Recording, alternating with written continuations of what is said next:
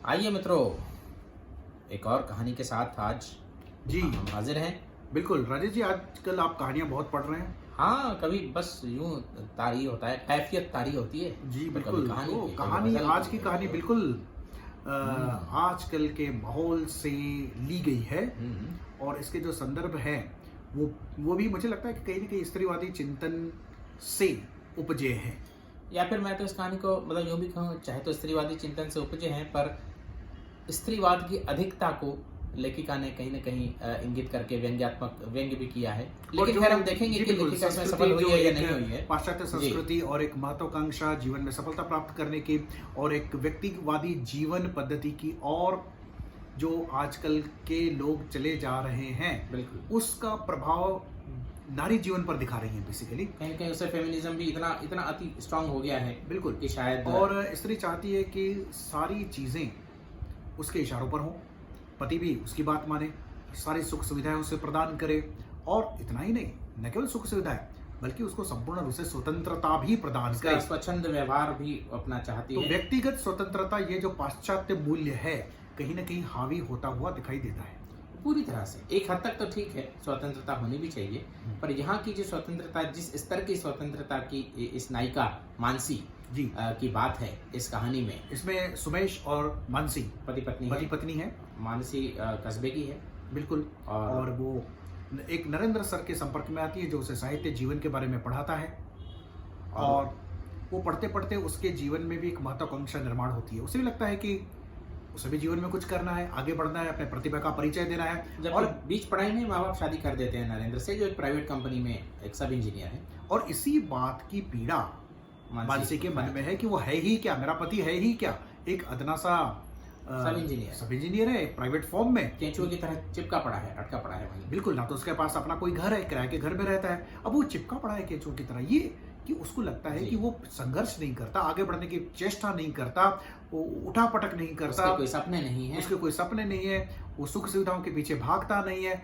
एक संतोषी व्यक्ति है। तो ये मई के लौट आती है। लेकिन बिल्कुल। फिर नरेंद्र सर समझाते हैं कि आपको जाना चाहिए शहर, क्योंकि तुम भी तो स्वतंत्रता से जीना चाहती हो, शहर की जिंदगी ही कुछ और है। और नरेंद्र उसकी महत्वाकांक्षा को भड़काते हैं, बिल्कुल। कहते हैं कि तुम इस कस्बे में तुम्हारे प्रतिभा का क्या कोई कर लेगा, इसलिए तुम शहर में जाओ, पढ़े लिखे बुद्धिमान लोगों से मिलो और वहीं तुम्हारे प्रतिभा का जो है वो अच्छे तरीके से अप्रिशिएट होगी प्रतिभा तुम्हारी। देखिए, हम ये भी कह सकते थे कि नरेंद्र उसकी महत्वाकांक्षा को उजागर करके बढ़ावा देते हैं। जी, लेकिन हमने ये कहा कि बहकात इसके पीछे अब लेखिका ने यहाँ ऐसा चित्रण किया है नरेंद्र सर का कि वो केवल निस्वार्थ रूप से अपनी उसको विद्यार्थी नहीं मानते, उनके जीवन में भी वो करीब आ गई है। और बाद में भी एक वाक्य आता है कि नरेंद्र सर ने जितना उसका उपयोग करना चाहिए था वो कर चुके, और उसके बाद वो चाहते हैं कि और मानसी को भी पता है, वो सीधा सीधा कहती है कि आपको कहीं नई लड़की मिल गई होगी। यानी एक नरेंद्र का चरित्र भी ऐसा है कि हाँ। वो एक स्त्रियों का शोषण करता है, जितना कर सकता है वो करता है। फिर उसे एक आदर्शवादी उपदेश भी देता है कि तुम में प्रतिभा है, तुम्हें संभावना है, तुम आगे बढ़ो, तुम अपने पति के साथ शहर में जाओ। अब ये शहर में आने के बाद धीरे धीरे आगे बढ़ती हैं, अपने अपने शौक, आपने जो रुचियां हैं मैं कहूँ उनको फॉलो करती हैं, अमल करती हैं। लेकिन आगे बढ़ते बढ़ते बढ़ते कहीं बहुत आगे बढ़ जाती हैं। एक हूँ कि अपने ठीक है, पुरुष मित्र होते हैं, घर में आते जाते हैं, यहाँ तक भी सोमेश को कोई विशेष समस्या नहीं होती।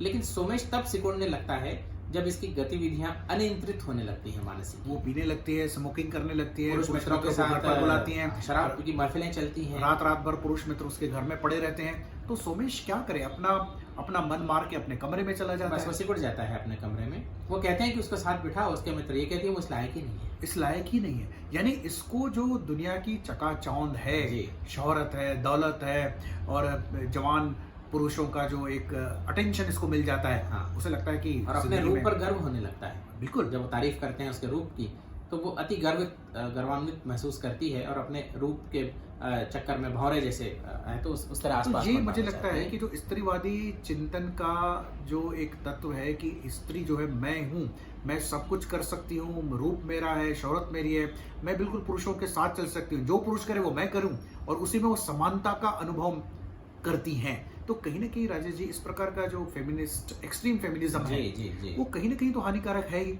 एक तो वो हमारे संस्कारों से मेल नहीं खाता। चलो आप हमें कहेंगे कि हम पुराने ख्याल है कि हमारे संस्कारों से क्या मेल नहीं खाता, किंतु जिंदगी में यदि परिवार को बने रहना है, विवाह के इंस्टीट्यूशन को बने रहना है, तो कहीं ना कहीं स्त्री पुरुष को एक दूसरे का सम्मान करना पड़ेगा, एक दूसरे को अकोमोडेट करना पड़ेगा।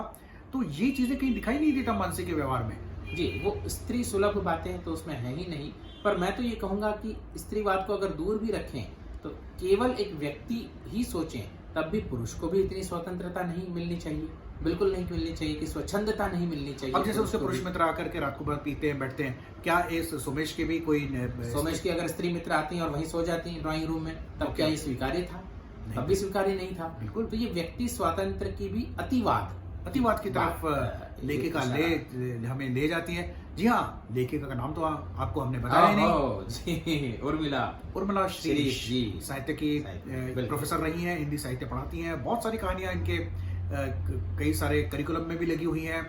और जहाँ तक मैं जानता हूँ राजेश जी, आप भोपाल के एक महाविद्यालय में पढ़ा रही थी, जहाँ से सेवानिवृत्त हुई हैं।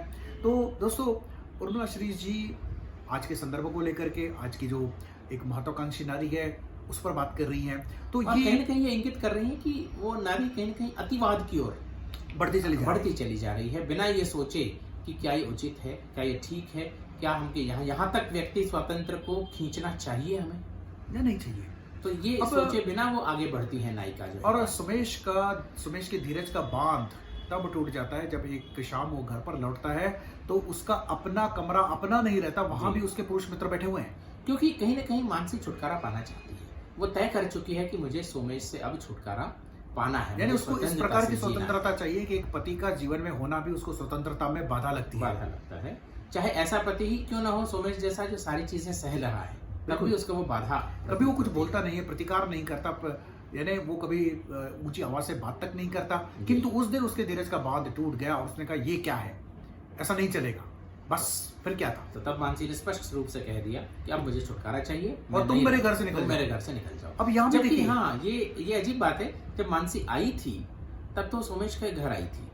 अब क्या वो घर का तबादला हो चुका है, मानसी ने अपना घर लिया है? लेखिका ने शायद कहीं नहीं, पहले तो कहती है कि मानसी के जो संपर्क थे उसी से उसको क्वार्टर मिलता है। ये कहती है बीच में सोमेश को क्वार्टर, मानसी को क्वार्टर मिलता है या सोमेश को मिलता है, ये पता नहीं, सोमेश को।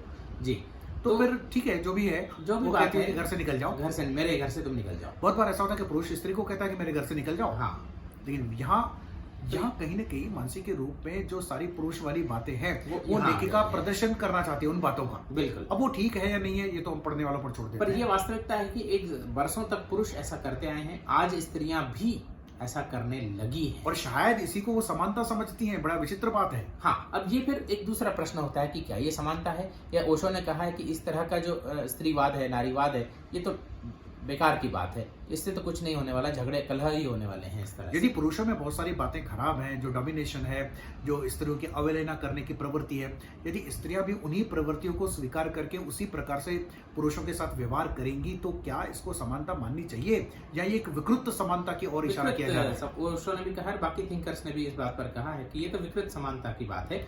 और मैं इस बात को अगर सामूहिक रूप से भी समझूं तब तो ठीक है, लेकिन यहाँ व्यक्तिगत रूप से सोमेश ने ऐसा कुछ नहीं किया है। ऐसा कुछ नहीं किया कि उसको इस प्रकार से ट्रीट किया जाए, निगलेक्ट किया जाए, अवहेलना की जाए, उसकी बेइज्जती की जाए। सिस्टमिक लेवल पे एक सामूहिक रूप पर ये मैं रिएक्शन समझ सकता हूँ कि बरसों की उत्पीड़न के बाद जब निकली हैं स्त्रियां बाहर, तो शायद कलेक्टिवली ऐसा बिहेवियर वो भी कर सकती हैं। टिट फॉर टैट कहें, बदला कहें इसको, या फिर सो कॉल्ड समानता के जो हमने पैमाने बनाए हैं उनमें खरी उतरने के लिए वो भी चाहती हैं कि हम भी उतनी ही डोमिनेटिंग हो जाए। क्योंकि सोमेश ने कहीं भी मानसी को उपेक्षित नहीं किया, उसकी बेइज्जती नहीं की, उसको आगे बढ़ने में कभी वो रुकावट नहीं बना। तो मानसी का व्यवहार इस प्रकार से क्यों होना चाहिए?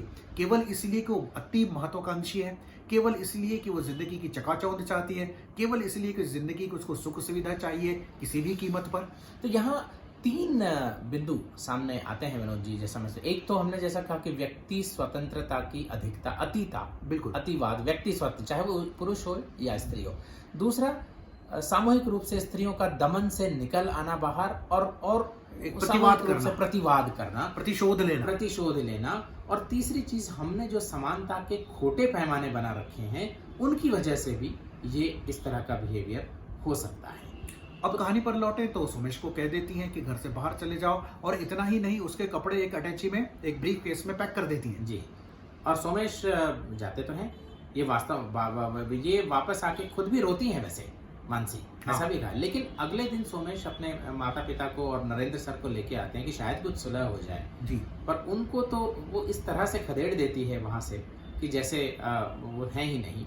और वो सीधा जो अंतिम वाक्य है कहानी का, विनोद जी, जी। मैं उस पर आना चाहता हूँ। क्यों कि इसमें एक बात है, लेखक को चाहिए कि वो जैसा कहें कि निरपेक्ष रहे, सारी संभावनाएं हमारे सामने रख के, लेकिन यहाँ जो अंतिम वाक्य है कहानी का, वो लेखिका कहीं एक साइड लेती हुई प्रतीत होती है। वो वाक्य ये है कि मानसी सोचती है या कहती है कि कोई ऐसी देह की वास्तविकता से भी अलग ऊपर एक वास्तविकता है जो किसी को गुलाम बनने नहीं देती। बिल्कुल। अब देह की वास्तविकता से ऊपर क्या है?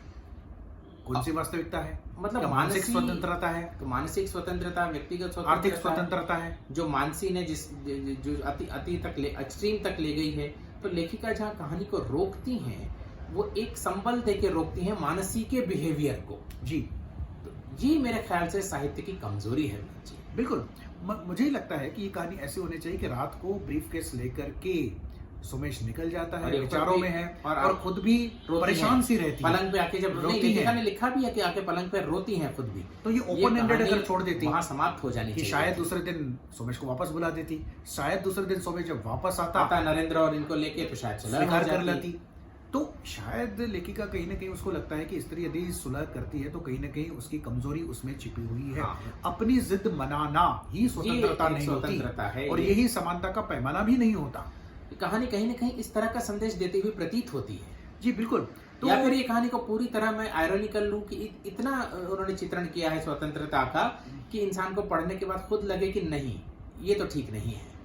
हाँ, इस तरह यहाँ से आप अगर एक मैं इस निगेटिव, कहानी को- एक पॉजिटिव मैसेज देना चाहती है, हाँ। लेकिन एक निगेटिव तरीके से कहते तो हैं भले की वो, लेकिन बुरी बुरी तरह तरह। मोमेंट का शेर है। तो इस पाठक सोचता रह जाए कि हमें मानसी जैसा व्यवहार नहीं करना है।